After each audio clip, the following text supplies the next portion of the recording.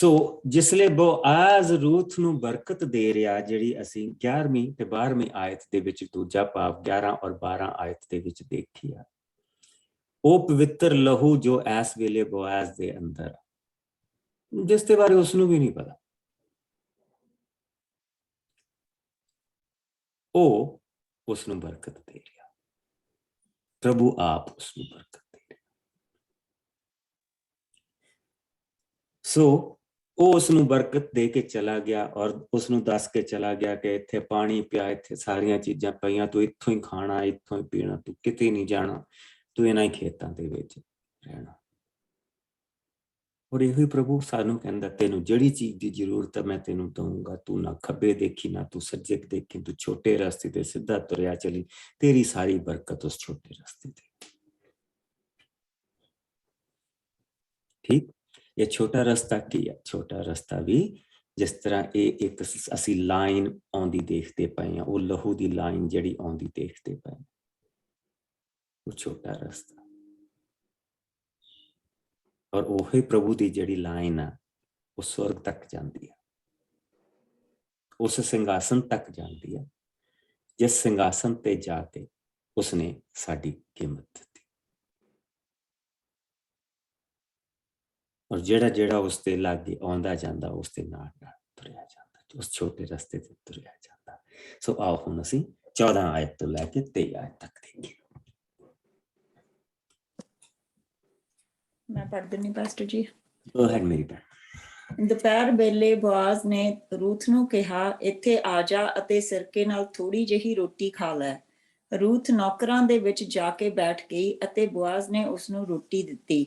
Ruth ਨੇ ਰੱਜ ਕੇ ਰੋਟੀ ਖਾਧੀ, ਬਲਕਿ ਉਸ ਕੋਲ ਕੁਝ ਬਚ ਵੀ ਗਈ। ਫਿਰ ਜਦੋਂ ਰੂਥ ਸਿੱਟੇ ਚੁਣਨ ਦੇ ਲਈ ਚਲੀ ਗਈ ਤਾਂ ਬੋਆਜ਼ ਨੇ ਆਪਣੇ ਕਾਮਿਆਂ ਨੂੰ ਆਗਿਆ ਦਿੱਤੀ, ਉਸ ਨੂੰ ਪੂਲਿਆਂ ਵਿੱਚੋਂ ਵੀ ਸਿੱਟੇ ਚੁਣਨ ਤੋਂ ਨਾ ਰੋਕਣਾ, ਉਸ ਨੂੰ ਕੁਝ ਨਾ ਕਹਿਣਾ। ਉਸਦੇ ਲਈ ਪੂਲੇ ਇਕੱਠੇ ਕਰਨ ਵੇਲੇ ਵੀ ਕੁਝ ਸਿੱਟੇ ਛੱਡਦੇ ਜਾਣਾ ਅਤੇ ਉਸਨੂੰ ਕੋਈ ਮੰਦਾ ਸ਼ਬਦ ਨਾ ਬੋਲਣਾ। ਸੋ ਰੂਥ ਤਰਕਾਲਾਂ ਤੱਕ ਸਿੱਟੇ ਚੁਣਦੀ ਰਹੀ। ਫਿਰ ਉਸਨੇ ਆਪਣੇ ਚੁਣੇ ਹੋਇਆਂ ਸਿੱਟਿਆਂ ਨੂੰ ਕੁੱਟਿਆ, ਜਿਨ੍ਹਾਂ ਵਿੱਚੋਂ ਲਗਭਗ 20 ਕਿਲੋ ਦਾਣੇ ਨਿਕਲੇ। ਇਸ ਦੇ ਪਿੱਛੋਂ ਉਹ ਦਾਣੇ ਚੁੱਕ ਕੇ ਆਪਣੇ ਪਿੰਡ ਨੂੰ ਮੁੜ ਗਈ। ਘਰ ਜਾ ਕੇ ਉਸਨੇ ਉਹ ਦਾਣੇ ਆਪਣੀ ਸੱਸ ਨੂੰ ਦਿਖਾਏ ਅਤੇ ਨਾਲ ਹੀ ਬੋਆਜ਼ ਕੋਲੋਂ ਮਿਲੀ ਰੋਟੀ ਵਿੱਚੋਂ ਬਚੀ ਹੋਈ ਉਸਨੂੰ ਦਿੱਤੀ। ਨਾਓਮੀ ਨੇ ਰੂਥ ਤੋਂ ਪੁੱਛਿਆ, ਤੂੰ ਅੱਜ ਕਿੱਥੇ ਸਿੱਟੇ ਚੁਣਨ ਗਈ ਸੈਂ?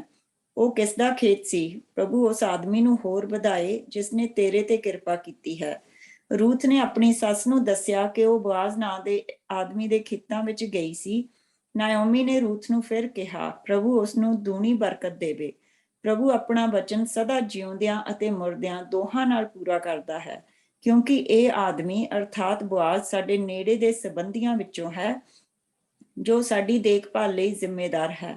ਫਿਰ ਰੂਥ ਨੇ ਆਪਣੀ ਸੱਸ ਨੂੰ ਇਹ ਦੱਸਿਆ, ਅੱਜ ਦੀ ਸਾਰੀ ਮਦਦ ਦੇ ਇਲਾਵਾ ਬੋਆਜ਼ ਨੇ ਮੈਨੂੰ ਇਹ ਵੀ ਕਿਹਾ ਹੈ ਕਿ ਮੈਂ ਵਾਢਿਆਂ ਦੇ ਖਤਮ ਹੋਣ ਤੱਕ ਉਸ ਦੀਆਂ ਨੌਕਰਾਣੀਆਂ ਨਾਲ ਕੰਮ ਕਰਾਂ। ਨਾਓਮੀ ਨੇ ਉਸਨੂੰ ਕਿਹਾ, ਹਾਂ ਧੀਏ, ਇਹ ਠੀਕ ਹੈ, ਨਹੀਂ ਤਾਂ ਇਹ ਹੋ ਸਕਦਾ ਹੈ ਕਿ ਕਿਸੇ ਗੈਰ ਦੇ ਖੇਤ ਵਿੱਚ ਜਾਣ ਨਾਲ ਤੇਰਾ ਨੁਕਸਾਨ ਹੋਵੇ। ਸੋ ਤੇਰੇ ਲਈ ਇਹ ਚੰਗਾ ਹੋਵੇਗਾ ਕਿ ਤੂੰ ਬੋਆਜ਼ ਦੀਆਂ ਨੌਕਰਾਣੀਆਂ ਨਾਲ ਹੀ ਰਹਿ। ਇਸ ਲਈ ਜੌਮਾਂ ਅਤੇ ਕਣਕਾਂ ਦੀਆਂ ਵਾਢੀਆਂ ਦੇ ਅੰਤ ਤੱਕ ਰੂਥ ਬੋਆਜ਼ ਦੀਆਂ ਨੌਕਰਾਣੀਆਂ ਨਾਲ ਹੀ ਸਿੱਟੇ ਚੁਣਨ ਜਾਂਦੀ ਰਹੀ, ਪਰ ਉਹ ਆਪਣੀ ਸੱਸ ਦੇ ਨਾਲ ਹੀ ਰਹਿੰਦੀ ਸੀ। ਸੋ ਆਪਣੀ ਸੱਸ ਦੀ ਸੇਵਾ ਉਹ ਨਾਲ ਕਰਦੀ ਰਹੀ।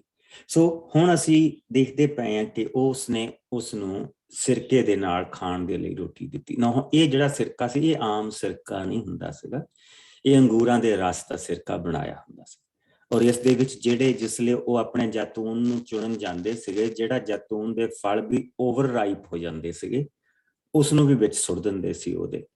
ਔਰ ਇਸੇ ਤਰ੍ਹਾਂ ਹੋਰ ਬਹੁਤ ਸਾਰੇ ਉਸਦੇ ਵਿੱਚ ਸੁਗੰਧੀ ਵਾਲੇ, ਜਿਸ ਤਰ੍ਹਾਂ ਕਿ ਜਿੱਦਾਂ ਸਾਡੇ ਆਲ ਸਪਾਈਸ ਆ, ਜਿਹੜੇ ਅਸੀਂ ਸਪਾਈਸਿਸ ਖਾਂਦੇ ਹਾਂ, ਮੋਸਟਲੀ ਇਹੋ ਹੀ ਸਪਾਈਸਿਸ ਉੱਥੇ ਖਾਧੇ ਜਾਂਦੇ ਆ। ਸੋ ਉਹ ਸਾਰੇ ਸਪਾਈਸਿਸ ਤੇ ਇਹਦੇ ਵਿੱਚ ਲੂਣ ਪਾ ਕੇ ਤੇ ਉਹਨਾਂ ਨੇ ਰੱਖਿਆ ਹੁੰਦਾ ਸੀ ਇਸ ਨੂੰ। ਸੋ ਜਿਹੜਾ ਇਸ ਸਾਲ ਦਾ ਬਣਾਇਆ ਉਹ ਨਹੀਂ ਸੀ ਖਾਂਦੇ, ਜਿਹੜਾ ਪਿਛਲੇ ਸਾਲ ਦਾ ਬਣਿਆ ਹੁੰਦਾ ਸੀ ਉਸ ਨੂੰ ਕੱਢਦੇ ਹੁੰਦੇ ਸੀ। ਤਾਂ ਫਿਰ ਉਸਨੂੰ ਉਹ ਜਿਹੜਾ ਸਿਰਕਾ ਹੁੰਦਾ ਸੀ ਤੁਹਾਡੇ ਪੇਟ ਲਈ ਵੀ ਗੁੱਡ, ਕਿਉਂਕਿ ਗਰਮੀ ਬਹੁਤ ਹੁੰਦੀ ਸੀਗੀ ਜਿੱਥੇ ਉਹ ਕੰਮ ਕਰ ਰਹੇ ਹੁੰਦੇ ਸੀ, ਉਹ ਤੁਹਾਡੇ ਪੇਟ ਲਈ ਵੀ ਗੁੱਡ, ਤੁਹਾਨੂੰ ਰੋਟੀ ਪਾਣੀ ਵੀ ਹਜਮ ਹੋ ਜਾਂਦਾ ਸੀ। ਤੇ ਉਹ ਸਾਰੀਆਂ ਚੀਜ਼ਾਂ ਦੇ ਬੇਸਿਕਲੀ ਤੁਸੀਂ ਇਹ ਕਹ ਲਓ ਕਿ ਖਟਾਸ ਦੀ ਸਵਾਦ, ਫਿਰ ਜਿੱਦਾਂ ਸਾਡਾ ਕਾਲਾ ਲੂਣ ਨਹੀਂ ਹੁੰਦਾ, ਐਦਾਂ ਦਾ ਹਲਕਾ ਜਿਹਾ ਸਵਾਦ ਉੱਦਾਂ ਦਾ, ਤੇ ਬਾਕੀ ਮਸਾਲਿਆਂ ਦਾ ਸਵਾਦ ਉਹਦੇ ਵਿੱਚੋਂ ਬਹੁਤ ਇਟਸ ਰੀਲੀ ਗੁੱਡ। ਉਹ ਤੇ ਜਿਹੜੀ ਰੋਟੀ ਹੁੰਦੀ ਸੀ ਫਿਰ ਉਸ ਦੇ ਵਿੱਚੋਂ ਭੇਂ ਕੇ ਖਾਂਦੇ ਸੀ। ਔਰ ਉਸਨੇ ਉਸਨੂੰ ਕਿਹਾ ਕਿ ਤੂੰ ਇੱਥੇ ਹੀ ਖਾਣਾ। ਪਹਿਲਾਂ ਉਸਨੇ ਕਿਹਾ ਤੂੰ ਇੱਥੋਂ ਪਾਣੀ ਪੀ ਸਕਦੀ, ਫਿਰ ਉਸਨੇ ਉਹ ਕਹਿਤਾ ਕਿ ਤੂੰ ਇੱਥੋਂ ਜਾਣਾ ਨਹੀਂ, ਤੂੰ ਇੱਥੇ ਇਹਨਾਂ ਦੇ ਪਿੱਛੇ ਰਹਿਣਾ। ਤੇ ਇਹ ਪਿਤਾ ਜੀ ਉਹਨਾਂ ਨੂੰ ਨੌਕਰਾਂ ਨੂੰ ਕਹਿਤਾ ਵੀ ਕਿਸੇ ਨੇ ਇਸ ਨੂੰ ਤੰਗ ਨਹੀਂ ਕਰਨਾ। ਤੰਗ ਕਿੱਦਾਂ ਕਰਨ, ਕੀ ਉਸ ਦਾ ਮਤਲਬ? ਇਹ ਬੜੀ ਅਜੀਬ ਚੀਜ਼ ਹੈ, ਇਹ ਬੜੀ ਦੇਖਣ ਵਾਲੀ ਚੀਜ਼ ਹੈ। ਸਭ ਤੋਂ ਪਹਿਲਾਂ ਤਾਂ ਉਹ ਮੁਆਬੀ ਹੈ ਵਿਚਾਰੇ, ਠੀਕ। ਸੋ ਉਹਨਾਂ ਨੇ ਉਹਨਾਂ ਦੇ ਉੱਤੇ ਤੰਦ ਕੱਸਣੇ, ਮੁਆਬੀਆਂ ਦੇ ਉੱਤੇ। ਨੰਬਰ 2 ਦੇ ਉੱਤੇ ਉਹ ਵਿਧਵਾ ਹੈ, ਔਰ ਘਰ ਦੇ ਵਿੱਚ ਜਿਹੜੀ ਸੱਸ ਉਹ ਵੀ ਵਿਧਵਾ। ਸੋ ਉਹਦੇ ਕਰਕੇ ਉਹਨਾਂ ਨੇ ਉਸ ਨੂੰ ਕਹਿਣਾ ਸੀ ਕਿ ਸੱਚਮੁੱਚ ਪ੍ਰਭੂ ਦੀ ਸਜ਼ਾ ਤੇਰੇ ਤੇ ਆਈ। ਔਰ ਉਸ ਤੋਂ ਬਾਅਦ ਜਿਹੜੇ ਉੱਥੇ ਮਰਦ ਦਾ ਕੰਮ ਆ, ਉਹਨਾਂ ਨੇ ਗੰਦੀ ਨਜ਼ਰ ਨਾਲ ਉਹਨੂੰ ਦੇਖਣਾ। ਪਰ ਜਿਸਲੇ ਬੋਆਜ਼ ਨੇ ਉਹਨਾਂ ਨੂੰ ਇਸ ਚੀਜ਼ ਦੇ ਲਈ ਮਨਾ ਕਰ ਦਿੱਤਾ ਕਿ ਕੋਈ ਵੀ ਇਨਸਾਨ ਇਸ ਨੂੰ ਛੇੜੇਗਾ, ਕੋਈ ਵੀ ਤੰਜ ਇਸ ਦੇ ਉੱਤੇ ਨਹੀਂ ਕੱਸਿਆ ਜਾਏਗਾ, ਔਰ ਕੋਈ ਵੀ ਜਿਹੜਾ ਮਰਦ ਆ ਉਹ ਇਸ ਦੇ ਵੱਲ ਆਪਣੀ ਉਂਗਲੀ ਨਹੀਂ ਕਰੇਗਾ, ਆਪਣਾ ਧਿਆਨ ਨਹੀਂ ਕਰੇਗਾ। ਜਸਟ ਲੈਟ ਹਰ ਬੀ। ਜਿਸ ਲਈ ਉਹ ਹੁਕਮ ਹੋ ਗਿਆ, ਹੁਣ ਜਿਹੜੇ ਉੱਥੇ ਦੇ ਪ੍ਰਧਾਨ ਚਰਵਾਹੇ, ਜਿਹੜੇ ਸੀਗੇ, ਜਿਹੜੇ ਸਾਰਾ ਕੰਮ ਸੰਭਾਲਦੇ ਸੀ, ਸਾਰਿਆਂ ਨੌਕਰਾਂ ਨੂੰ ਸੰਭਾਲਦੇ ਸੀ, ਉਹਨਾਂ ਨੂੰ ਇੰਸਟਰਕਸ਼ਨਸ ਮਿਲ ਗਏ। ਸੋ ਪ੍ਰਭੂ ਨੇ ਉਸ ਨੂੰ ਇੱਕ ਰਾਖੀ ਦੇ ਵਿੱਚ ਛੁਪਾਇਆ। ਕਿਉਂ? ਕਿਉਂਕਿ ਉਹ ਪ੍ਰਭੂ ਦਾ ਆਸਰਾ ਤੱਕ ਕੇ ਆਈ ਸੀ। ਪ੍ਰਭੂ ਦਾ ਆਸਰਾ ਤੱਕ ਕੇ ਵਾਪਸ ਆਈ ਸੀ। ਉਸਨੂੰ ਬਚਾਉਣ ਦੇ ਲਈ ਉਸਦੇ ਨਾਲ ਉਸਦਾ ਪਤੀ ਨਹੀਂ, ਉਸਦੇ ਘਰਾਣੇ ਦਾ ਆਲੇ ਦੁਆਲੇ ਘੇਰਾ ਨਹੀਂ ਹੋ ਪਿਆ, ਉਸਦੇ ਪੁੱਤਰ ਨਹੀਂ ਉਸਦੇ ਨਾਲ, ਇੱਕ ਵਿਧਵਾ ਬੁੱਢੀ ਆ ਜਿਸ ਨੂੰ ਉਹ ਲੈ ਕੇ ਆਈ। ਲੇਕਿਨ ਦੇਖੋ ਪ੍ਰਭੂ ਨੇ ਕਿੱਦਾਂ ਆਪਣੀਆਂ ਖੰਭਾਂ ਦਾ ਸਹਾਰਾ ਦੇਣਾ ਉਸਨੂੰ ਸ਼ੁਰੂ ਕਰ ਦਿੱਤਾ।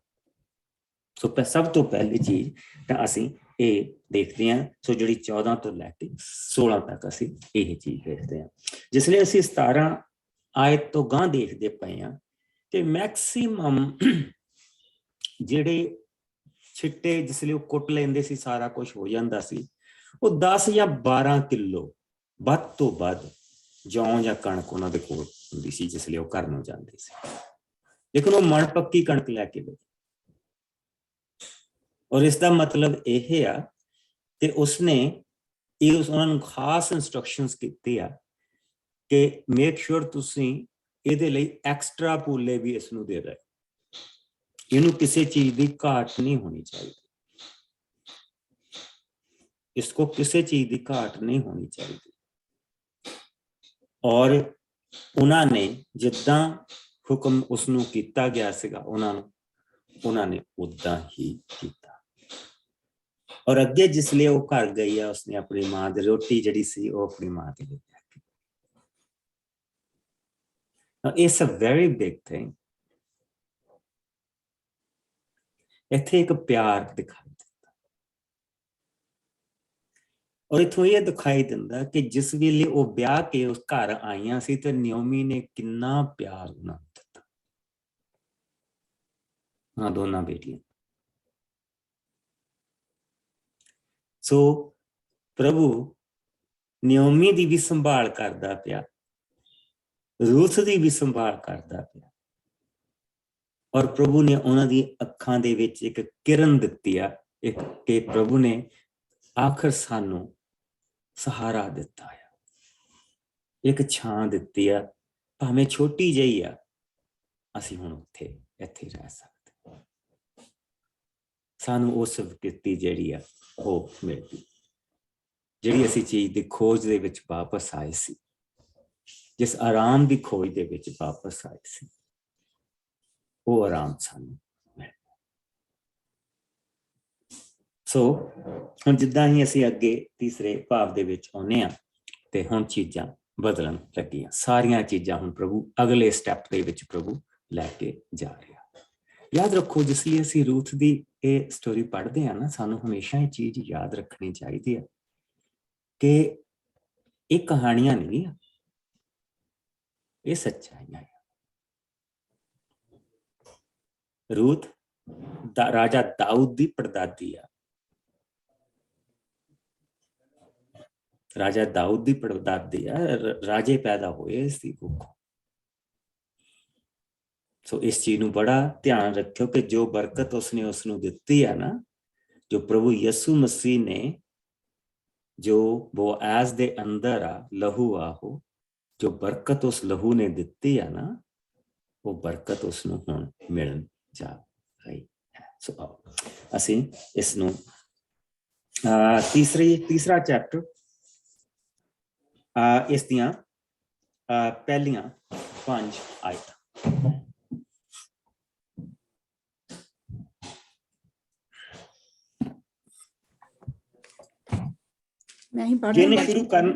ਜਿਹਨੇ ਸ਼ੁਰੂ ਕਰਨਾ ਉਹਨੇ ਚੈਪਟਰ ਖਤਮ ਕਰਨਾ ਹੈ।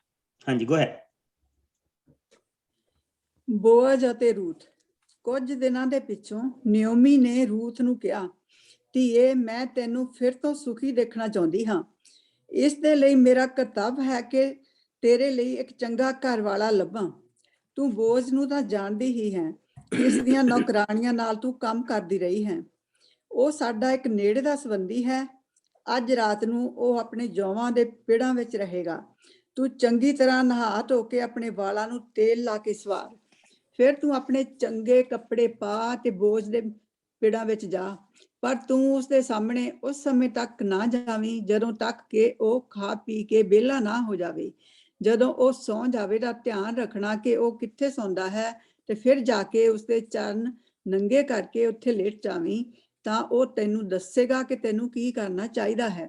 ਰੂਥ ਨੇ ਆਪਣੀ ਸੱਸ ਨੂੰ ਉੱਤਰ ਦਿੱਤਾ, ਮੈਂ ਉਹ ਸਭ ਕਰਾਂਗੀ ਜੋ ਤੁਸੀਂ ਕਹੋਗੇ। ਆਮੀਨ।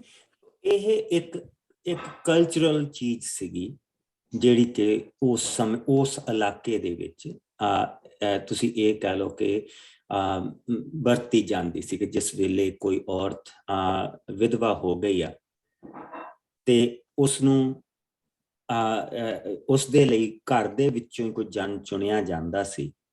ਤਾਂ ਇਹ ਇੱਕ ਰੀਤ ਸੀ ਕਿ ਉਹ ਜਿਸ ਬਿਸਤਰ ਦੇ ਉੱਤੇ ਸੁੱਤਾ ਆ, ਉਹ ਉਸਦੇ ਪੈਰਾਂ ਵਾਲੇ ਪਾਸੇ ਉਹ ਜਾ ਕੇ ਆਪਣਾ ਤੁਸੀਂ ਇਹ ਕਹਿ ਲਓ ਕਿ ਬਾਅਦ ਦੇ ਵਿੱਚ ਤੁਸੀਂ ਇਹ ਕਹਿ ਸਕਦੇ ਕਿ ਨਤਮਸਤਕ ਹੋਣਾ, ਜੋ ਵੀ ਤੁਸੀਂ ਕਹਿ ਸਕਦੇ ਆ, ਲੇਕਿਨ ਉਸਨੇ ਉਸ ਤੋਂ ਸਹਾਰਾ ਮੰਗਿਆ। ਬੇਸਿਕਲੀ ਸਹਾਰਾ ਮੰਗਣ ਦੀ ਇਹ ਇੱਕ ਰੀਤ ਸੀ। ਔਰ ਫਿਰ ਜਿਸ ਤੋਂ ਸਹਾਰਾ ਮੰਗਿਆ ਜਾਂਦਾ ਸੀ ਉਹ ਕੀ ਅੱਗਿਓਂ ਕਰਦਾ, ਇਹ ਉਹਦੀ ਜ਼ਿੰਮੇਵਾਰੀ ਹੁੰਦੀ ਸੀ ਕਿ ਜਾਂ ਉਹ ਸਹਾਰਾ ਦੇਵੇ ਜਾਂ ਸਹਾਰੇ ਦਾ ਇੰਤਜ਼ਾਮ ਕਰੇ। 100% ਉਸਦੀ ਰਿਸਪੌਂਸਿਬਿਲਿਟੀ ਉਸ ਤੋਂ ਬਾਅਦ, ਤਾਂ ਉਹ ਸਹਾਰਾ ਆਪ ਦੇਵੇ ਜਾਂ ਇੰਤਜ਼ਾਮ ਕਰੇ। ਸੋ ਇਹ ਉਸ ਰੀਤ ਦੇ ਅਨੁਸਾਰ ਸੋ ਉਸਨੇ ਉਸਨੂੰ ਇਹ ਕਿਹਾ ਕਿ ਤੂੰ ਮੇਰਾ ਕਿਨਸਮੈਨ ਰਿਡੀਮਰ, ਤੂੰ ਮੇਰੇ ਘਰ ਦੇ ਵਿੱਚੋਂ ਮੇਰਾ ਜਿਹੜਾ ਅਕਸ਼ਰ ਜਿਹੜਾ ਪਿੱਛੇ ਆਇਆ ਸੀਗਾ ਉਹ ਹੀ ਸੀਗਾ ਜਿਹੜਾ ਅਸੀਂ ਕਹਿੰਦੇ ਆ ਕਿ 20ਵੀਂ ਆਇਤ ਦੂਜੇ ਚੈਪਟਰ ਦੀ, ਤੂੰ ਜੋ ਸਾਡੀ ਦੇਖਭਾਲ ਦੇ ਲਈ ਜ਼ਿੰਮੇਵਾਰ ਹੈ। ਸੋ ਜਿਹੜਾ ਇੱਥੇ ਸ਼ਬਦ ਯੂਜ਼ ਕੀਤਾ ਜਾਂਦਾ ਸੀ ਉਹ ਸੀ ਕਿਨਸਮੈਨ ਰਿਡੀਮਰ। ਕਿਨਸਮੈਨ ਰਿਡੀਮਰ ਦਾ ਮਤਲਬ ਹੁੰਦਾ ਕਿ ਘਰ ਦੇ ਵਿੱਚੋਂ ਜਿਹੜਾ ਸਹਾਰਾ ਦੇਵੇ, ਉਹ ਸਹਾਰਾ ਦੇਣ ਦੀ ਜ਼ਿੰਮੇਵਾਰੀ ਉਸਨੇ ਕਿਹਾ ਕਿ ਅਸੀਂ ਤੇਰੇ ਘਰਾਣੇ ਦੇ ਵਿੱਚੋਂ, ਨਿਓਮੀ ਨੇ ਕਿਹਾ ਕਿ ਇਹ ਅਸੀਂ ਤੁਹਾਡੇ ਘਰਾਣੇ ਦੇ ਵਿੱਚੋਂ, ਔਰ ਸਾਡੇ ਘਰਾਣੇ ਦੇ ਵਿੱਚ ਇਹ ਇੱਕ ਹੁਣ ਵਿਧਵਾ ਜਵਾਨ ਲੜਕੀ ਆ, ਔਰ ਇਸ ਦਾ ਜਿਹੜਾ ਸਹਾਰਾ ਉਹ ਤੂੰ ਦੇਣਾ। ਮੁਆਬੀਆਂ ਦੇ ਵਿੱਚ ਇਸ ਤਰ੍ਹਾਂ ਨਹੀਂ ਸੀ, ਉਸਨੂੰ ਇਸ ਚੀਜ਼ ਦਾ ਉਸਨੂੰ ਕੁਛ ਨਹੀਂ ਪਤਾ ਸੀ ਰੂਥ ਨੂੰ ਇਹਨਾਂ ਸਾਰੀਆਂ ਚੀਜ਼ਾਂ ਦੇ ਬਾਰੇ, ਕਿਉਂਕਿ ਉਹਨਾਂ ਦੇ ਆਪਣੇ ਤੌਰ ਤਰੀਕੇ ਸੀਗੇ। ਈਵਨ ਦੋ ਕਿ ਉਹ ਵੀ ਸੈਮਿਟਿਕਸ ਕੇ ਸ਼ੈਮ ਦੇ ਖਾਨਦਾਨ ਦੇ ਵਿੱਚੋਂ ਸੀ, ਲੇਕਿਨ ਬਹੁਤ ਸਾਰੇ ਹੋਰ ਕਲਚਰ ਉਹਨਾਂ ਦੇ ਵਿੱਚ ਰਲ ਗਏ ਸੀਗੇ, ਔਰ ਹੋਰ ਉਹਨਾਂ ਦੇ ਵਿੱਚ ਪੂਜਾ ਔਰ ਬਾਕੀ ਦੀਆਂ ਚੀਜ਼ਾਂ ਰਲ ਗਈਆਂ ਸੀ। ਸੋ ਉਹ ਇਸ ਚੀਜ਼ ਨੂੰ ਪ੍ਰੈਕਟਿਸ ਨਹੀਂ ਸੀ ਕਰਦੇ। ਸੋ ਰੂਥ ਨੂੰ ਇਸ ਚੀਜ਼ ਦੇ ਬਾਰੇ ਕੁਛ ਨਹੀਂ ਸੀ ਪਤਾ। ਅਗਰ ਰੂਥ ਨੂੰ ਇਸ ਚੀਜ਼ ਦੇ ਬਾਰੇ ਪਤਾ ਹੁੰਦਾ ਤੇ ਇਹ ਉਹਨਾਂ ਦੇ ਵਿੱਚ ਮਨਾਇਆ ਜਾਂਦਾ ਤੇ ਫਿਰ ਰੂਥ ਨੇ ਇੱਥੇ ਨਹੀਂ ਆਉਣਾ ਸੀ। ਸੋ ਹੁਣ ਅਸੀਂ ਉਸ ਕਲਚਰ ਨੂੰ ਦੇਖਦੇ ਪਏ ਹਾਂ। ਸੋ ਉਸਨੇ ਉਸ ਕਲਚਰ ਦੇ ਅਨੁਸਾਰ ਦੱਸਿਆ ਕਿ ਤੈਨੂੰ ਕੀ ਕਰਨਾ ਚਾਹੀਦਾ ਹੈ। ਸੋ ਆਓ ਅਸੀਂ 14 ਆਇਤ ਤੱਕ ਇਸ ਨੂੰ ਦੇਖੀਏ, 6 ਤੋਂ 14। ਸੋ ਰੂਥ ਪਿੜਾਂ ਵਿੱਚ ਗਈ ਅਤੇ ਉਸਨੇ ਸਭ ਕੁਝ ਉਸੇ ਤਰ੍ਹਾਂ ਕੀਤਾ ਜਿਸ ਤਰ੍ਹਾਂ ਉਸਦੀ ਸੱਸ ਨੇ ਉਸਨੂੰ ਕਰਨ ਵਾਸਤੇ ਕਿਹਾ ਸੀ। ਬੋਅਜ਼ ਚੰਗੀ ਤਰ੍ਹਾਂ ਖਾ ਪੀ ਕੇ ਅਤੇ ਆਨੰਦ ਨਾਲ ਭਰਿਆ ਹੋਇਆ ਆਪਣੇ ਬੋਲ ਕੋਲ ਜਾ ਕੇ ਸੌਂ ਗਿਆ। ਉਸ ਵੇਲੇ ਰੂਥ ਵੀ ਚੁੱਪ ਕਰਕੇ ਗਈ ਅਤੇ ਉਸਦੇ ਚਰਨ ਨੰਗੇ ਕਰਕੇ ਉਹਨਾਂ ਵਿੱਚ ਲੇਟ ਗਈ। ਇਸ ਦੇ ਪਿੱਛੋਂ ਕੋਈ ਅੱਧੀ ਰਾਤ ਦੇ ਵੇਲੇ ਬੋਅਜ਼ ਦੀ ਅਚਾਨਕ ਜਾਗ ਖੁੱਲ ਗਈ ਤੇ ਜਦੋਂ ਉਸਨੇ ਮੁੜ ਕੇ ਦੇਖਿਆ ਤਾਂ ਉਹ ਇੱਕ ਔਰਤ ਨੂੰ ਆਪਣੇ ਚਰਨਾਂ ਵਿੱਚ ਲੇਟੀ ਦੇਖ ਕੇ ਹੈਰਾਨ ਰਹਿ ਗਿਆ। ਬੋਅਜ਼ ਨੇ ਪੁੱਛਿਆ, ਤੂੰ ਕੌਣ ਹੈ? ਰੂਥ ਨੇ ਉੱਤਰ ਦਿੱਤਾ, ਤੇਰੀ ਦਾਸੀ ਰੂਥ, ਕਿਉਂਕਿ ਤੁਸੀਂ ਮੇਰੇ ਲਾਗੇ ਦੇ ਇੱਕ ਸੰਬੰਧੀ ਹੋ ਤੇ ਤੁਹਾਡਾ ਮੇਰੇ ਵੱਲ ਇੱਕ ਖਾਸ ਕਰਤੱਵ ਹੈ, ਇਸ ਲਈ ਮੈਨੂੰ ਆਪਣੀ ਪਤਨੀ ਬਣਨ ਲਈ ਸਵੀਕਾਰ ਕਰੋ। ਬੋਅਜ਼ ਨੇ ਉਸਨੂੰ ਉੱਤਰ ਦਿੱਤਾ, ਬੀਬੀ, ਪ੍ਰਭੂ ਤੈਨੂੰ ਬਰਕਤ ਦੇਵੇ। ਤੂੰ ਆਪਣੇ ਟੱਬਰ ਨਾਲ ਪੂਰੀ ਵਫਾਦਾਰੀ ਕਰ ਰਹੀ ਹੈ। ਇਹ ਜੋ ਤੂੰ ਕਹਿ ਰਹੀ ਹੈ ਇਹ ਤੇਰੀ ਉਸ ਵਫਾਦਾਰੀ ਤੋਂ ਵੀ ਅਧਿਕ ਹੈ ਜੋ ਤੂੰ ਆਪਣੀ ਸੱਸ ਨਾਲ ਨਿਭਾਈ ਹੈ, ਕਿਉਂਕਿ ਤੂੰ ਕਿਸੇ ਅਮੀਰ ਜਾਂ ਗਰੀਬ ਨੌਜਵਾਨ ਦੇ ਪਿੱਛੇ ਨਹੀਂ ਲੱਗੀ। ਇਸ ਲਈ ਬੀਬੀ, ਹੁਣ ਤੂੰ ਕੋਈ ਫਿਕਰ ਨਾ ਕਰ, ਕਿਉਂਕਿ ਪਿੰਡ ਦਾ ਹਰ ਵਾਸੀ ਜਾਣਦਾ ਹੈ ਕਿ ਤੂੰ ਇੱਕ ਨੇਕ ਔਰਤ ਹੈ। ਮੈਂ ਤੇਰੇ ਲਈ ਸਭ ਕੁਝ ਕਰਾਂਗਾ। ਇਹ ਸੱਚ ਹੈ ਕਿ ਮੈਂ ਤੇਰੇ ਨੇੜੇ ਦਾ ਇੱਕ ਸੰਬੰਧੀ ਹਾਂ ਅਤੇ ਮੇਰੀ ਕੁਝ ਜ਼ਿੰਮੇਵਾਰੀ ਤੇਰੇ ਵੱਲ ਹੈ, ਪਰ ਇੱਕ ਆਦਮੀ ਹੋਰ ਹੈ ਜੋ ਮੇਰੇ ਤੋਂ ਵੀ ਨੇੜੇ ਦਾ ਤੇਰਾ ਸੰਬੰਧੀ ਹੈ। ਹੁਣ ਤੂੰ ਬਾਕੀ ਰਾਤ ਇੱਥੇ ਹੀ ਆਰਾਮ ਕਰ ਤੇ ਸਵੇਰੇ ਅਸੀਂ ਪਤਾ ਕਰਾਂਗੇ ਕਿ ਉਹ ਆਦਮੀ ਤੇਰੀ ਜ਼ਿੰਮੇਵਾਰੀ ਲੈਣ ਲਈ ਤਿਆਰ ਹੈ ਜਾਂ ਨਹੀਂ। ਜੇਕਰ ਉਹ ਤਿਆਰ ਹੋਵੇ ਤਾਂ ਵਾਹ ਭਲੀ, ਨਹੀਂ ਤਾਂ ਮੈਂ ਜਿਉਂਦੇ ਪਰਮੇਸ਼ਰ ਦੇ ਨਾਂ ਤੇ ਤੈਨੂੰ ਵਚਨ ਦਿੰਦਾ ਹਾਂ ਕਿ ਮੈਂ ਤੇਰੀ ਪੂਰੀ ਜ਼ਿੰਮੇਵਾਰੀ ਲਵਾਂਗਾ। ਹੁਣ ਤੂੰ ਜਾ ਕੇ ਸੌਂ ਜਾ। ਸੋ ਰੂਥ ਲੋ ਲੱਗਣ ਤੱਕ ਉੱਥੇ ਹੀ ਸੁੱਤੀ ਰਹੀ, ਪਰ ਲੋ ਲੱਗਣ ਤੇ ਹੀ ਉਹ ਉੱਠ ਗਈ ਅਤੇ ਉਸਨੂੰ ਕੋਈ ਦੇਖ ਨਾ ਲਵੇ, ਕਿਉਂਕਿ ਬੋਅਜ਼ ਨੇ ਕਿਹਾ ਸੀ, ਕੋਈ ਇਹ ਨਾ ਜਾਣੇ ਕਿ ਉਹ ਰਾਤ ਆਈ ਸੀ। ਰਾਤ ਉੱਥੇ ਆਈ ਸੀ। ਸੋ ਹੁਣ ਕੀ ਹੋ ਰਿਹਾ? ਹੁਣ ਇੱਕ ਸ਼ਰਨ ਦੀ ਗੱਲ ਹੋਈ ਹੈ।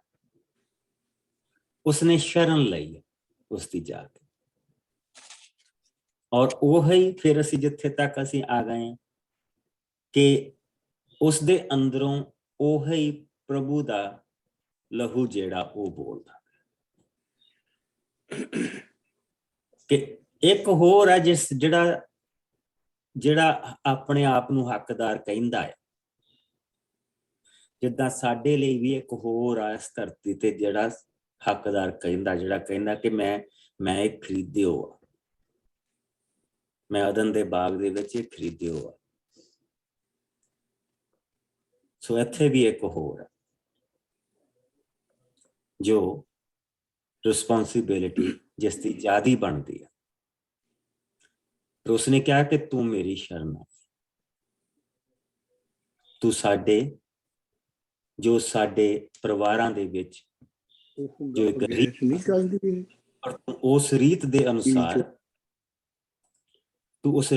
ਅਨੁਸਾਰ ਤੂੰ ਮੇਰੀ ਸ਼ਰਨ ਲੈ। ਸੋ ਹੁਣ ਪ੍ਰਭੂ ਇਸ ਚੀਜ਼ ਦਾ ਗਵਾਹ ਆ ਕਿ ਮੈਂ ਆਪਣੀ ਤਾਕਤ ਦੇ ਵਿੱਚ ਜੋ ਕੁਝ ਮੇਰੀ ਤਾਕਤ ਆ ਉਸ ਦੇ ਵਿੱਚ ਮੈਂ ਸਭ ਕੁਝ ਕਰੂੰਗਾ, ਪਰ ਉਸ ਦੇ ਲਈ ਮੈਨੂੰ ਉਸ ਬੰਦੇ ਤੋਂ ਜਿਸ ਦੀ ਜ਼ਿੰਮੇਵਾਰੀ ਜ਼ਿਆਦੀ ਬਣਦੀ, ਉਸ ਤੋਂ ਪਹਿਲਾਂ ਉਸ ਨੂੰ ਮੌਕਾ ਦੇਣਾ ਜ਼ਰੂਰੀ ਹੈ। ਪਰ ਹੁਣ ਤੂੰ ਜਾ, ਹੁਣ ਤੂੰ ਕਿਸੇ ਚੀਜ਼ ਦੀ ਫਿਕਰ ਨਾ ਕਰ, ਹੁਣ ਮੈਂ ਬਾਕੀ ਦੀਆਂ ਚੀਜ਼ਾਂ ਆਪੇ ਸੰਭਾਲ ਲਵਾਂ। ਫਿਰ ਪ੍ਰਭੂ ਯਿਸੂ ਮਸੀਹ ਦੇ ਵਿੱਚ ਅਸੀਂ ਦੇਖਦੇ ਹਾਂ ਤੇ ਪ੍ਰਭੂ ਯਿਸੂ ਮਸੀਹ ਨੇ ਕੀ ਕਿਹਾ? ਅਸੀਂ ਜਿਸ ਲਈ ਉਸਦੀ ਸ਼ਰਨ ਲੈਂਦੇ ਤਾਂ ਉਸਨੇ ਕਿਹਾ, ਪ੍ਰਭੂ ਯਿਸੂ ਮਸੀਹ ਨੇ ਵੀ ਇਹ ਕਿਹਾ ਕਿ ਤੈਨੂੰ ਕਿਸੇ ਚੀਜ਼ ਦੀ ਹੁਣ ਫਿਕਰ ਕਰਨ ਦੀ, ਤੁਹਾਡਾ ਦਿਲ ਨਾ ਘਬਰਾਵੇ, ਤੁਹਾਡਾ ਦਿਲ ਨਾ ਘਬਰਾਵੇ। ਅਸੀਂ ਸਾਰਾ ਜਦੋਂ 14ਵਾਂ ਭਾਵ ਪੜ੍ਹਦੇ ਹਾਂ ਤਾਂ ਉਸ ਦੇ ਵਿੱਚ ਇਹ ਵੀ ਦੱਸਿਆ ਗਿਆ ਕਿ ਮੈਂ ਤੁਹਾਨੂੰ ਕਦੀ ਇਕੱਲਿਆਂ ਵੀ ਨਹੀਂ ਛੱਡੂੰਗਾ,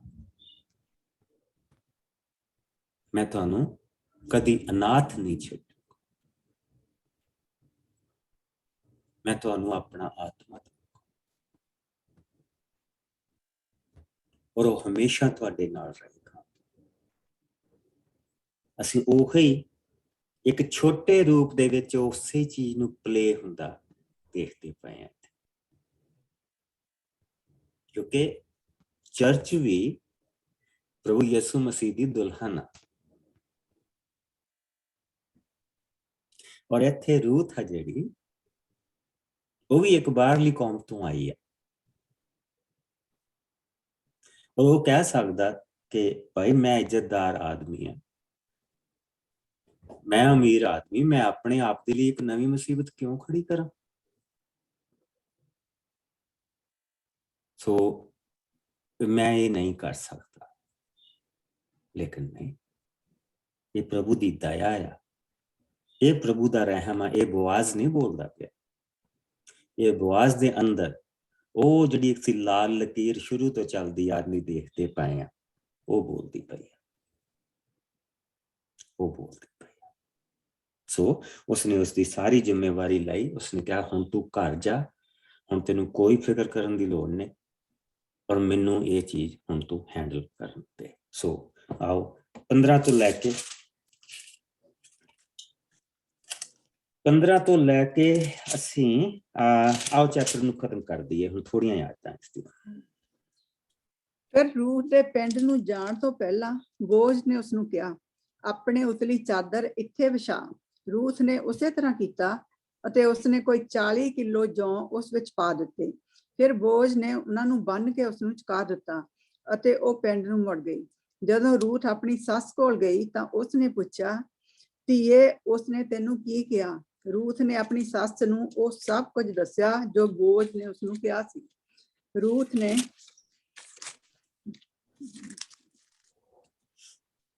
ਨੇ ਕਿਹਾ, ਬੋਜ਼ ਨੇ ਇਹ ਜੌਂ ਵੀ ਮੈਨੂੰ ਦਿੱਤੇ ਹਨ, ਕਿਉਂਕਿ ਉਸਨੇ ਮੈਨੂੰ ਕਿਹਾ ਕਿ ਮੈਂ ਤੁਹਾਡੇ ਕੋਲ ਖਾਲੀ ਹੱਥੀ ਨਾ ਮੁੜਾਂ। ਸਭ ਕੁਝ ਸੁਣਨ ਦੇ ਪਿੱਛੋਂ ਨਿਓਮੀ ਨੇ ਰੂਥ ਨੂੰ ਕਿਹਾ, ਮੇਰੀ ਧੀਏ, ਹੁਣ ਉਸ ਸਮੇਂ ਤੱਕ ਧੀਰਜ ਕਰ ਜਦੋਂ ਤੱਕ ਕਿ ਤੈਨੂੰ ਪਤਾ ਨਾ ਲੱਗ ਜਾਵੇ ਕਿ ਸਾਰਾ ਮਾਮਲਾ ਕਿਸ ਤਰ੍ਹਾਂ ਬੰਨੇ ਲੱਗਦਾ ਹੈ, ਕਿਉਂਕਿ ਅੱਜ ਬੋਝ ਉਸ ਸਮੇਂ ਤੱਕ ਚੈਨ ਨਹੀਂ ਕਰੇਗਾ ਜਦੋਂ ਤੱਕ ਕਿ ਉਹ ਇਸ ਮਾਮਲੇ ਨੂੰ ਖਤਮ ਨਾ ਕਰ ਲਵੇਗਾ। ਖਤਮ ਨਹੀਂ ਕਰ ਦੇਵੇਗਾ। ਅਗੇਨ ਅਸੀਂ ਉਹ ਕਿੰਸਮੈਨ ਰਿਡੀਮਰ ਵਾਲੀ ਚੀਜ਼ ਦੇਖਦੇ ਪਏ ਹਾਂ। ਪ੍ਰਭੂ ਸਾਡਾ ਜਿਹੜਾ ਰਿਡੀਮਰ ਆ ਨਾ, ਉਹ ਪ੍ਰਭੂ ਯਿਸੂ ਮਸੀਹ, ਛੁਟਕਾਰਾ ਦੇਣ ਵਾਲਾ। ਰਿਡੀਮਰ ਹੁੰਦਾ ਛੁਟਕਾਰਾ ਦੇਣ ਵਾਲਾ।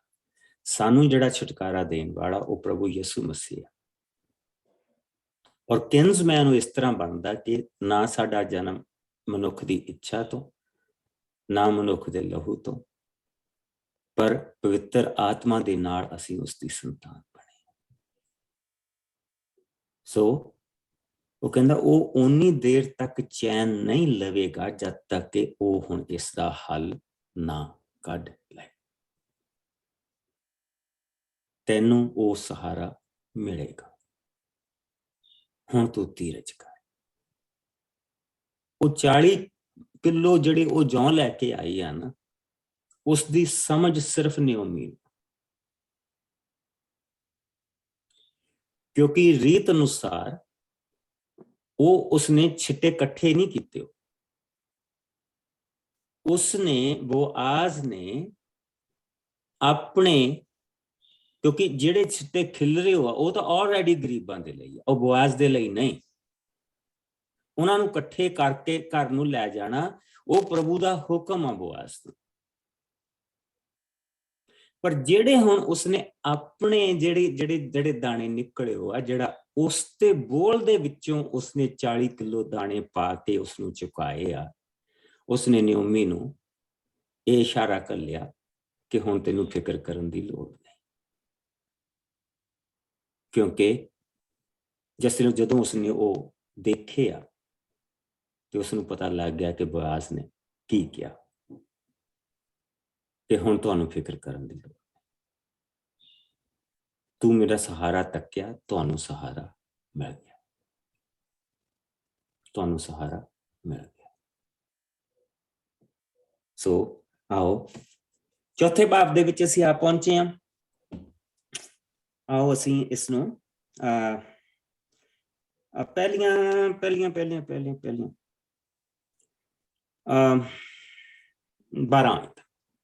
ਮੈਂ ਪੜ੍ਹਦੀ हाँ जी, गो अहेड सिस्टर जी। ਬੋਆਜ਼ ਦਾ ਰੂਥ ਨਾਲ ਵਿਆਹ ਕਰਨਾ। ਉਸੇ ਦਿਨ ਬੋਆਜ਼ ਪਿੰਡ ਦੇ ਪੰਚਾਇਤ ਘਰ ਵਿੱਚ ਗਿਆ। ਉੱਥੇ ਅਲੀ ਮਲਕ ਦਾ ਨੇੜੇ ਦਾ ਦੂਜਾ ਸੰਬੰਧੀ ਵੀ ਆਇਆ, ਜਿਸ ਬਾਰੇ ਬੋਆਜ਼ ਨੇ ਕਿਹਾ ਸੀ। ਬੋਆਜ਼ ਨੇ ਉਸ ਨੂੰ ਕਿਹਾ, ਭਰਾਵਾ ਆ ਕੇ ਇੱਥੇ ਮੇਰੇ ਕੋਲ ਬੈਠ। ਉਹ ਅੱਗੇ ਜਾ ਕੇ ਉੱਥੇ ਬੈਠ ਗਿਆ। ਫਿਰ ਬੋਆਜ਼ ਨੇ ਪਿੰਡ ਦੀ ਪੰਚਾਇਤ ਦੇ 10 ਮੈਂਬਰਾਂ ਨੂੰ ਵੀ ਉੱਥੇ ਇਕੱਠੇ ਕੀਤਾ ਅਤੇ ਆਪਣੇ ਨਾਲ ਬੈਠਣ ਲਈ ਕਿਹਾ। ਉਹ ਵੀ ਉੱਥੇ ਬੈਠ ਗਏ। ਉਹਨਾਂ ਦੇ ਬੈਠਣ ਤੇ ਬੋਆਜ਼ ਨੇ ਉਸ ਨੇੜੇ ਦੇ ਸੰਬੰਧੀ ਨੂੰ ਕਿਹਾ, ਤੂੰ ਜਾਣਦਾ ਹੈ ਕਿ ਨਾਓਮੀ ਮੁਆਬ ਦੇਸ਼ ਤੋਂ ਮੁੜ ਆਈ ਹੈ ਅਤੇ ਉਹ ਸਾਡੇ ਸੰਬੰਧੀ ਅਲੀ ਮਲਕ ਦੇ ਖੇਤ ਨੂੰ ਵੇਚਣਾ ਚਾਹੁੰਦੀ ਹੈ। ਮੈਂ ਇਸ ਬਾਰੇ ਤੇਰੇ ਨਾਲ ਗੱਲ ਕਰਨ ਦਾ ਫੈਸਲਾ ਕੀਤਾ ਹੈ। ਜੇਕਰ ਤੂੰ ਉਸ ਦੇ ਖੇਤ ਖਰੀਦਣਾ ਚਾਹੁੰਦਾ ਹੈ ਤਾਂ ਇੱਥੇ ਬੈਠੇ ਪਿੰਡ ਦੇ ਇਹਨਾਂ ਪੰਚਾਂ ਸਾਹਮਣੇ ਮੈਨੂੰ ਹਾਂ ਜਾਂ ਨਾ ਵਿੱਚ ਉੱਤਰ ਦੇ, ਕਿਉਂਕਿ ਇਸ ਨੂੰ ਖਰੀਦਣ ਦਾ ਪਹਿਲਾ ਹੱਕ ਤੇਰਾ ਹੈ ਅਤੇ ਪਿੱਛੋਂ ਮੇਰਾ। ਉਸ ਆਦਮੀ ਨੇ ਕਿਹਾ, ਮੈਂ ਇਹ ਖਰੀਦਾਂਗਾ। ਤਦ ਬੋਆਜ਼ ਨੇ ਉਸ ਨੂੰ ਕਿਹਾ, ਜੇਕਰ ਤੂੰ ਖੇਤ ਖਰੀਦੇਂਗਾ ਤਾਂ ਨਾਓਮੀ ਦੀ ਨੌਂ ਜੋ ਵਿਧਵਾ ਹੈ ਉਹ ਵੀ ਤੇਰੀ ਪਤਨੀ ਹੋਵੇਗੀ, ਤਾਂ ਜੋ ਸਾਡੇ ਮਰੇ ਭਰਾ ਦਾ ਵਿਰਸਾ ਉਸਦੇ ਟੱਬਰ ਕੋਲ ਹੀ ਰਹੇ। ਇਸ ਤੇ ਉਸ ਆਦਮੀ ਨੇ ਉੱਤਰ ਦਿੱਤਾ, ਜੇਕਰ ਇਹ ਗੱਲ ਹੈ ਤਾਂ ਮੈਂ ਆਪਣਾ ਹੱਕ ਨਹੀਂ ਵਰਤਾਂਗਾ, ਕਿਉਂਕਿ ਇਸ ਤਰ੍ਹਾਂ ਹੋ ਸਕਦਾ ਹੈ ਕਿ ਮੈਂ ਆਪਣੀ ਜਾਇਦਾਦ ਤੋਂ ਵੀ ਹੱਥ ਧੋ ਬੈਠਾਂ। ਇਸ ਲਈ ਤੂੰ ਹੀ ਇਹ ਕਰ ਅਤੇ ਖੇਤ ਖਰੀਦ ਲੈ, ਮੈਂ ਇਹ ਕੰਮ ਨਹੀਂ ਕਰਾਂਗਾ। ਉਸ ਸਮੇਂ ਇਜ਼ਰਾਈਲ ਵਿੱਚ ਜਾਇਦਾਦ ਦੇ ਲੈਣ ਦੇਣ ਦਾ ਇਹ ਢੰਗ ਹੁੰਦਾ ਸੀ, ਦੇਣ ਵਾਲਾ ਆਪਣੀ ਜੁੱਤੀ ਲਾ ਕੇ ਲੈਣ ਵਾਲੇ ਨੂੰ ਦਿੰਦਾ ਸੀ। ਇਸ ਢੰਗ ਦੁਆਰਾ ਇਹ ਪਤਾ ਲੱਗ ਜਾਂਦਾ ਸੀ ਕਿ ਸਾਰਾ ਮਾਮਲਾ ਤੈਅ ਹੋ ਗਿਆ ਹੈ। ਇਸ ਲਈ ਜਦੋਂ ਉਸ ਆਦਮੀ ਨੇ ਬੋਆਜ਼ ਨੂੰ ਕਿਹਾ, ਤੂੰ ਹੀ ਖਰੀਦ ਲੈ, ਤਾਂ ਉਸਨੇ ਆਪਣੀ ਜੁੱਤੀ ਲਾ ਕੇ ਬੋਆਜ਼ ਨੂੰ ਦਿੱਤੀ। ਇਸ ਤੇ ਬੋਆਜ਼ ਨੇ ਪੰਚਾਂ ਅਤੇ ਉੱਥੇ ਬੈਠੇ ਹਾਜ਼ਰ ਦੂਜੇ ਲੋਕਾਂ ਨੂੰ ਕਿਹਾ, ਤੁਸੀਂ ਅੱਜ ਤੋਂ ਗਵਾਹ ਹੋ ਕਿ ਮੈਂ ਨਾਓਮੀ ਤੋਂ ਅਲੀ ਮਲਕ ਅਤੇ ਉਸਦੇ ਦੋਹਾਂ ਪੁੱਤਰਾਂ ਮਹਿਲੋਨ ਅਤੇ ਕਿਲਿਓਨ ਦਾ ਸਭ ਕੁਝ ਖਰੀਦ ਲਿਆ ਹੈ। ਇਸ ਦੇ ਨਾਲ ਹੀ ਮੁਆਬੀ ਰੂਥ ਜੋ ਮਹਿਲੋਨ ਦੀ ਵਿਧਵਾ ਪਤਨੀ ਹੈ, ਅੱਜ ਤੋਂ ਮੇਰੀ ਪਤਨੀ ਹੋਈ। ਇਸ ਦੁਆਰਾ ਉਸਦਾ ਨਾਂ ਉਸਦੇ ਲੋਕਾਂ ਅਤੇ ਨਗਰਾਂ ਵਿੱਚ ਜ਼ਿੰਦਾ ਰਹੇਗਾ। ਤੁਸੀਂ ਇਸ ਸਭ ਦੇ ਅੱਜ ਗਵਾਹ ਹੋ। ਇਸ ਤੇ ਲੋਕਾਂ ਨੇ ਕਿਹਾ, ਪ੍ਰਭੂ ਇਸ ਬੀਬੀ ਨੂੰ ਜੋ ਤੇਰੇ ਘਰ ਆ ਰਹੀ ਹੈ ਰਾਖੇਲ ਅਤੇ ਲਿਆ ਦੀ ਤਰ੍ਹਾਂ ਭਾਗਾਂ ਵਾਲੀ ਬਣਾਏ ਅਤੇ ਇਸ ਦੀ ਸੰਤਾਨ ਦੁਆਰਾ ਇਜ਼ਰਾਈਲ ਕੌਮ ਦਾ ਨਾਂ ਉੱਚਾ ਹੋਵੇ। ਪ੍ਰਭੂ ਤੈਨੂੰ ਵੀ ਇਫਰਥਾ ਵਿੱਚ ਹੋਏ ਹੋਰ ਵਧਾਏ ਕਿ ਬੈਤਲਹਮ ਵਿੱਚ ਤੇਰਾ ਹੋਰ ਮਾਣ ਵਧੇ। ਉਸ ਸੰਤਾਨ ਦੇ ਰਾਹੀਂ ਜੋ ਤੈਨੂੰ ਪ੍ਰਭੂ ਇਸ ਬੀਬੀ ਦੁਆਰਾ ਦੇਵੇਗਾ, ਪ੍ਰਭੂ ਤੇਰੇ ਟੱਬਰ ਨੂੰ ਫਾਰਸ ਦੇ ਟੱਬਰ ਵਰਗਾ ਬਣਾਏ ਜੋ ਤਾਮਾਰ ਤੇ ਯਹੂਦਾ ਦਾ ਪੁੱਤਰ ਸੀ। ਤਮਾਰ ਤੇ ਯਹੂਦਾ ਦਾ ਪੁੱਤਰ ਸੀ। ਇੱਥੇ ਤੱਕ ਠੀਕ ਹੈ ਸਿਸਟਰ ਜੀ। ਦੇਖੋ, ਸੋ ਹੁਣ ਉਹ ਉਸੇ ਵੇਲੇ ਪੰਚਾਇਤ ਦੇ ਵਿੱਚ ਗਿਆ, ਉਸਨੇ ਪੰਚਾਇਤ ਬੁਲਾਈ ਤਾਂ ਉਸਨੇ ਆਪਣੇ ਜਿਹੜਾ ਲਾਗੇ ਦਾ ਜ਼ਿਆਦਾ ਨਜ਼ਦੀਕੀ ਸੀਗਾ ਉਸਨੂੰ ਕਿਹਾ ਕਿ ਇਹ ਬਜ਼ੁਰਗ ਔਰਤ ਆਈ ਆ ਔਰ ਉਹ ਉਸਦੀ ਜਿਹੜੀ ਜ਼ਮੀਨ ਆ ਉਹ ਆਪਣੀ ਜ਼ਮੀਨ ਵੇਚਣਾ ਚਾਹੁੰਦੀ ਆ। ਉਸਨੇ ਫਟਾਫਟ ਕਹਿਤਾ ਕਿ ਮੈਂ ਜ਼ਮੀਨ ਖਰੀਦ, मैं उस तो खरीद लेगा। उसने कहा भी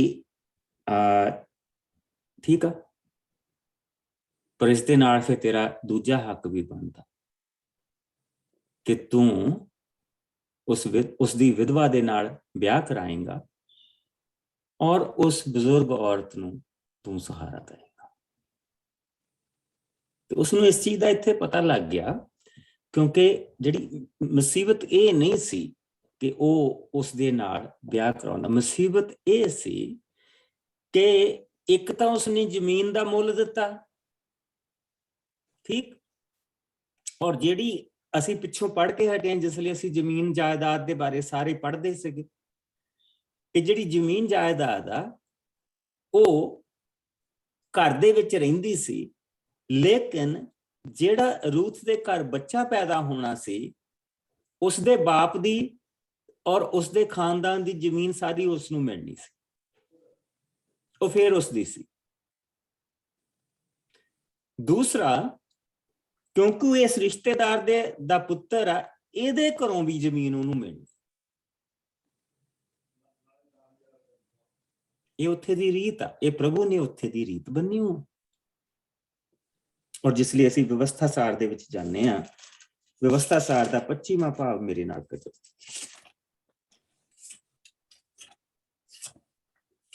25ਵਾਂ ਭਾਵ ਪੰਨਾ ਮੈਂ ਦੱਸ ਦਿੰਦਾ ਜਿਸ ਲਈ ਆਪਾਂ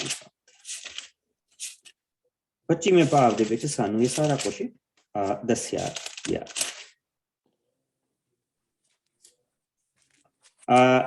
ਉਸਦੀ 5 ਆਇਤ ਤੋਂ ਲੈ ਕੇ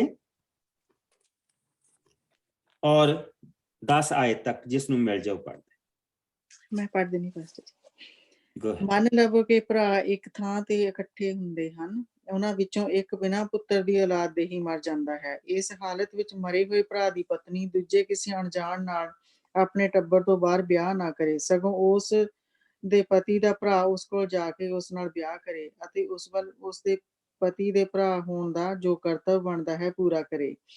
ਤਦ ਜੋ ਉਸ ਤੋਂ ਪਹਿਲਾਂ ਪੁੱਤਰ ਜਨਮ ਲਵੇ ਉਹ ਉਸ ਦੇ ਮਰੇ ਭਰਾ ਦਾ ਪੁੱਤਰ ਠਹਿਰੇ, ਅਰਥਾਤ ਉਸ ਦੇ ਨਾਂ ਦੇ ਪਿੱਛੇ ਹੀ ਚੱਲੇ, ਤਾਂ ਜੋ ਉਸ ਦਾ ਨਾਂ ਇਸਰਾਏਲ ਦੇ ਲੋਕਾਂ ਵਿੱਚੋਂ ਮਿਟ ਨਾ ਜਾਵੇ। ਪਰ ਜੇਕਰ ਉਹ ਆਦਮੀ ਆਪਣੇ ਭਰਾ ਦੀ ਪਤਨੀ ਨਾਲ ਵਿਆਹ ਕਰੇ ਤਾਂ ਉਹ ਉਸ ਦੇ ਭਰਾ ਪਤਨੀ ਨਗਰ ਦੇ ਪੰਚਾਂ ਕੋਲ ਪੰਚਾਇਤ ਘਰ ਵਿੱਚ ਜਾਵੇ ਅਤੇ ਇਸ ਤਰ੍ਹਾਂ ਕਹੇ, ਮੇਰੇ ਪਤੀ ਦਾ ਭਰਾ ਆਪਣੇ ਭਰਾ ਦਾ ਇਸਰਾਏਲ ਵਿੱਚ ਅੱਗੇ ਨਾਂ ਚਲਾਉਣ ਤੋਂ ਇਨਕਾਰ ਕਰਦਾ ਹੈ। ਉਹ ਮੇਰੇ ਵੱਲ ਮੇਰੇ ਪਤੀ ਦਾ ਭਰਾ ਹੋਣ ਦਾ ਹੱਕ ਪੂਰਾ ਨਹੀਂ ਕਰੇਗਾ। ਇਸ ਤੇ ਨਗਰ ਦੀ ਪੰਚਾਇਤ ਉਸ ਆਦਮੀ ਨੂੰ ਸੱਦਣ ਅਤੇ ਉਸ ਨੂੰ ਸਮਝਾਉਣ। ਪਰ ਜੇਕਰ ਉਹ ਪੰਚ ਦੇ ਸਮਝਾਉਣ ਤੇ ਵੀ ਨਾ ਮੰਨੇ ਅਤੇ ਕਹੇ ਮੈਂ ਉਸ ਨੂੰ ਆਪਣੀ ਪਤਨੀ ਨਹੀਂ ਬਣਾਉਣਾ ਚਾਹੁੰਦਾ ਹਾਂ, ਤਦ ਉਸ ਮਰੇ ਭਰਾ ਦੀ ਪਤਨੀ ਪੰਚਾਂ ਦੇ ਸਾਹਮਣੇ ਹੀ ਉਸ ਕੋਲ ਜਾਵੇ ਅਤੇ ਉਸ ਦੇ ਪੈਰੋਂ ਉਸ ਦੀ ਹੀ ਜੁੱਤੀ ਦਾ ਇੱਕ ਛੱਤਰ ਲਾ ਲਵੇ ਅਤੇ ਉਸ ਦੇ ਮੂੰਹ ਤੇ ਥੁੱਕਦੀ ਹੋਈ ਇਸ ਤਰ੍ਹਾਂ ਉੱਤਰ ਦੇਵੇ, ਉਹ ਹਰ ਆਦਮੀ ਦੇ ਨਾਲ ਇਸ ਤਰ੍ਹਾਂ ਕੀਤਾ ਜਾਵੇ ਜੋ ਆਪਣੇ ਭਰਾ ਦੇ ਘਰ ਦਾ ਵੰਸ਼ ਅੱਗੇ ਨਾ ਤੋੜਨਾ ਚਾਹੇ। ਉਸ ਆਦਮੀ ਦੇ ਘਰ ਦਾ ਨਾਂ ਇਸਰਾਏਲ ਕੌਮ ਵਿੱਚ ਇਸ ਤਰ੍ਹਾਂ ਲਿਆ ਜਾਵੇ, ਛਿੱਤਰ ਲਾਏ ਗਏ ਆਦਮੀ ਦਾ ਘਰ। ਸੋ ਬੇਸਿਕਲੀ ਇਟ ਵਾਸ ਦਿਖਾਇਆ ਗਿਆ ਕਿ ਜਿੱਦਾਂ ਬਹੁਤ ਜ਼ਿਆਦਾ ਨਕੰਮੇ ਢੰਗ ਦੇ ਨਾਲ ਸੀਗਾ, ਲੇਕਿਨ ਉਹ ਇੱਕ ਵੱਖਰੀ ਚੀਜ਼ ਸੀ ਕਿਉਂਕਿ ਇਸ ਜਗ੍ਹਾ ਦੇ ਵਿੱਚ ਉਸਨੇ ਕਿਹਾ ਆ ਕਿ ਅਗਰ ਤੂੰ ਨਹੀਂ ਖਰੀਦਣਾ ਚਾਹੁੰਦਾ ਤੇ ਫਿਰ ਮੈਂ ਖਰੀਦ ਲਵਾਂਗਾ।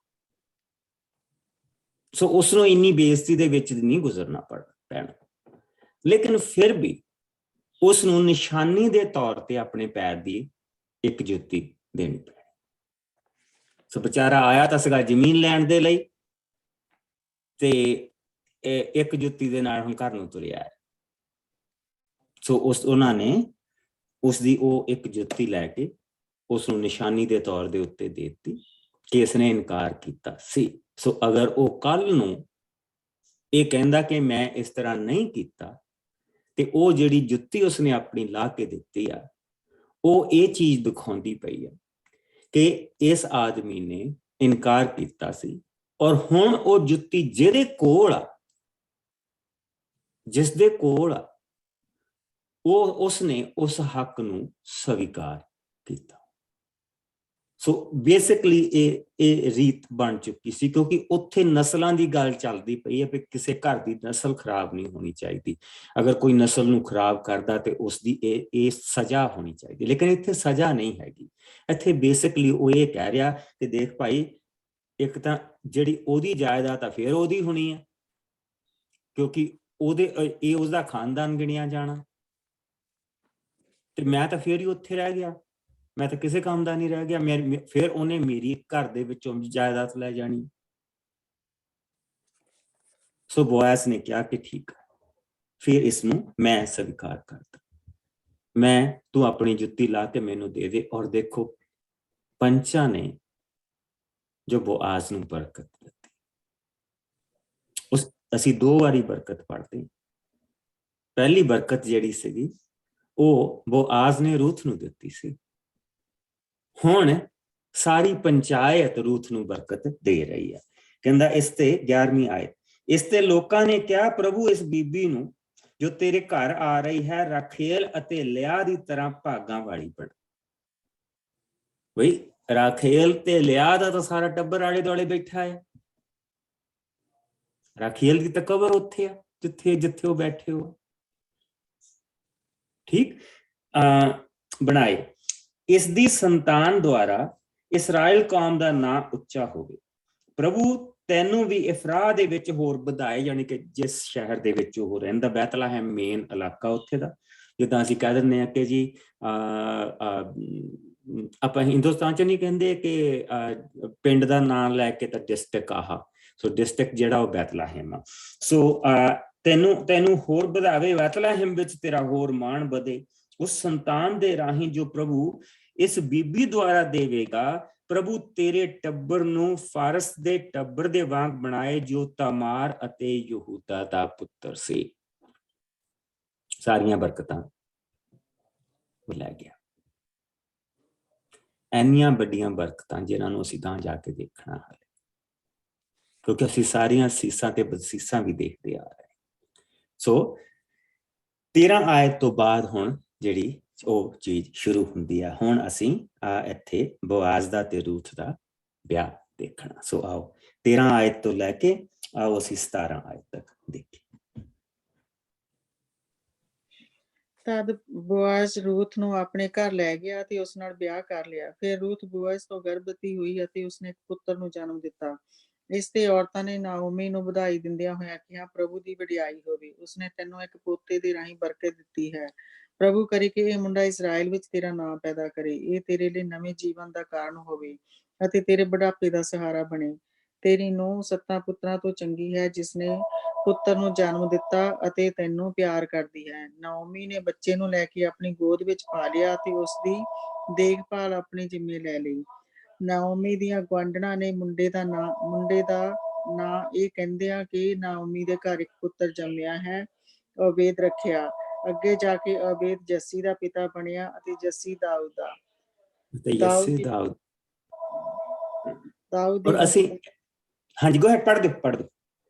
ਦਾਊਦ ਦੀ ਵੰਸ਼ਾਵਲੀ ਫਾਰਿਸ ਤੋਂ ਲੈ ਕੇ ਉਸ ਤੱਕ ਇਸ ਤਰ੍ਹਾਂ ਸਿਲਸਿਲੇਵਾਰ ਹੈ। ਫਾਰਿਸ, ਹਸਰੋਨ, ਰਾਮ, ਅਮੀਨਾਦਾਬ, ਨਹਸ਼ੋਨ, ਸਲਮੋਨ, ਬੋਆਜ਼, ਓਬੇਦ, ਯੱਸੀ ਅਤੇ ਦਾਊਦ।